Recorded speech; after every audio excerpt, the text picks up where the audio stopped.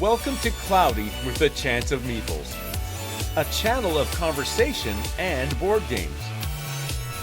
Hey, my name is Brent here on Cloudy the Chance of Meeples. Today on the channel we are looking at some special events.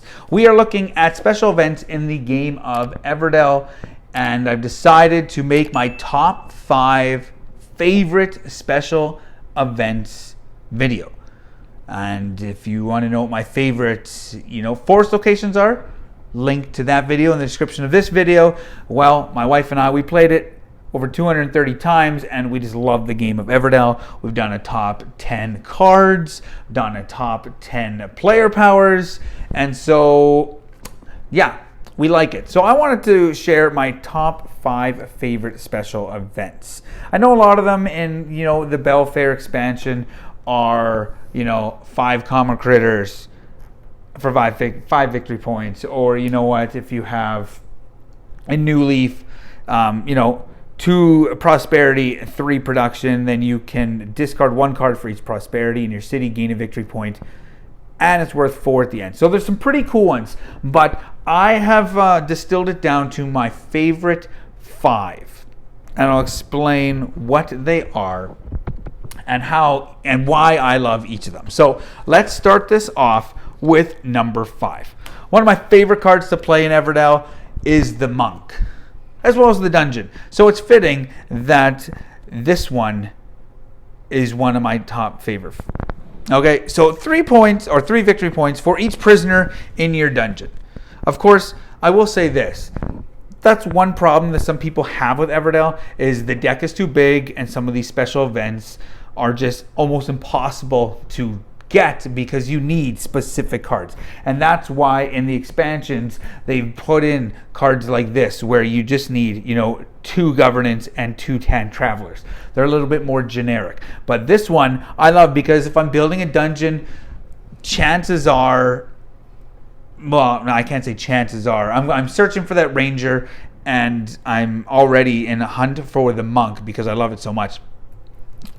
So chances are I have 2 critters in my dungeon at the end of the game. So there you go. That's my number 5. And the other half of the dungeon combo I just spoke of is the ranger. And you know what? I often don't build the courthouse, but I'm tempted to whenever this one's out, because when achieved, place up to 2 critters from your city beneath this event, and 3 victory points for each critter beneath this event. So this is a fun one to, go to after you've used cards like the juggler and you've used them to their full advantage, or the bard, or I'm trying to think what else, the postal pigeon, and cards that have low value, but you've gotten a lot of worth out of them, if that makes sense. So I like this one because then you just dump those, and especially if you don't have a dungeon, then this kind of acts as a dungeon in a way. I know you don't get to play cards for 3 fewer resources, but you get to remove cards, and that'll help you out. So that's number 3, or that's number 4. Number 3. This is the Croakwort Cure. And this, you need the Undertaker and the Bard's Toad. And when you achieve this, you pay 2 berries and discard 2 cards from your city. Again, kind of like the Courthouse and the Ranger combo, the capturing of the Acorn Thieves. This lets you remove cards from your city. And if you play Everdell enough, you'll find yourself in situations where you're like, I have too many cards in my city and I need to get some of them out of there. And I don't have a university.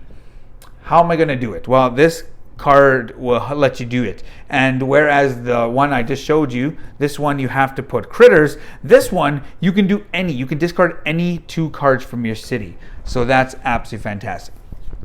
So top 2, this one, the Judge and the Queen. Tax relief. You activate your production. Do I really have to say more than that? Depending on what cards you have, you got to reactivate your production. If you have the Monk, yes please. Berry Engine, choo-choo. You know what? Sometimes your Storehouse you've really loaded up on. Sometimes your Carnival you can activate. And with New Leaf, there are a whole bunch more. The Freight Train, you can take 2 resources off your freight train, your freight car. That's like amazing. If you can do that multiple times, you can almost get 8 resources from your freight car. And so this will let you help you do that, and then you get 3 victory points on top of all of that. But not as good as this one. I kid you not. I've laid awake in bed thinking about this special event and how lucrative it can be in specific situations. I know it's challenging to piece all these together, but when it happens, it is absolutely amazing. And it involves this card. It involves the Chapel mixed with the Shepherd. Okay, but the special event is the Pristine Chapel Ceiling. Actually, you need the wood carver in the Chapel, but if you have the Chapel and you get the free Shepherd, that's when it can like get exponentially good. If you have the ability to build this in spring, and it would be challenging with some forest locations, you would be able to. I know in Pearlbrook there's a forest location where you can get a resin and a pebble. Of course, you can get 2 trees or 2 twigs. So there is the possibility of doing it. If you can build it with some player powers with only 1 worker, that makes it even better. Because I'll explain. Okay, so place 1 victory point on this Chapel, then draw 2 cards for each victory point on the Chapel. So it's a location you go to, and then you just, every time you go there, you put another victory point on, and you draw that many more cards, 2 more cards for everyone. Okay, so that's cool. So imagine with me, and this has happened to me. So I know it's possible. You build this in winter. You go there with 1 worker. You went there 1 time, and then you go there in spring, summer, and autumn. That's 4 times. And if you get a ranger, you can then move a guy off here and go back on there. So you can potentially do that 5 times. So then you're going to get 5 victory points and draw 10 cards, which is clearly past your hand limit. I understand that.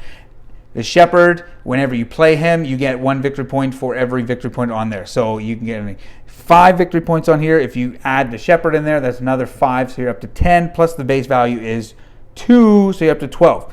And then you need the other half of the special event. This is where you need the wood carver. Of course, the wood carver is worth 2. If you've been able to activate that guy to discard twigs for victory points, that's also really fun as well. But then it says, when achieved, draw 1 card and receive 1 resource for each victory point on your Chapel. So if you have 5 on here, you're getting 5 cards as well as 5 resources. And then at the end, it is 2 victory points for each victory point on your Chapel. So then your 5 is all of a sudden 10. So if my math is correct, 5, if you can do your Shepherd, that's another 5. So you're 10 plus 2 is 12 plus 10 is 22. So yes, if my math is correct, of course someone's going to absolutely roast me if my math is wrong or if I missed a rule here, but I don't think I have. But this one, man, if you can activate this one, you can get like 22 victory points potentially for that special event. So that is why it's my favorite. When it comes out, it's kind of like, can I get it? Will it work out? I hope so. And it's so satisfying when it does. So there you have it. Those are my top 5 special events for Everdell. My name is Brent. Check us out on Facebook, Cloudy with the Chance of Meeples. Remember, grab your umbrella. The forecast is cloudy with the Chance of Meeples. Thanks for watching. Don't forget to like and subscribe, and remember to grab your umbrella because the forecast is cloudy with a chance of meeples.